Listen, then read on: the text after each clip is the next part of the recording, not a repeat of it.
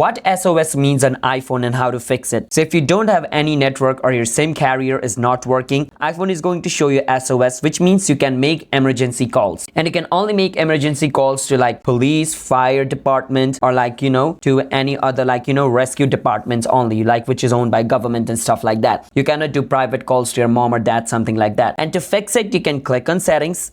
Make sure to insert a SIM card in your phone first, alright? A working SIM card. And then open settings and click on general and click on about. And inside here, if you have a SIM card carrier update, it's going to show up over here. You can click on it and update it and your problem should be fixed. But let's say you don't have any SIM card like, update and you still have SOS. You can open general again inside your settings.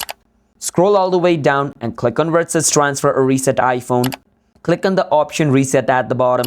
And click on reset network settings, enter the password of your phone and reset it, and your problem should be fixed. Subscribe to our channel for more videos like this.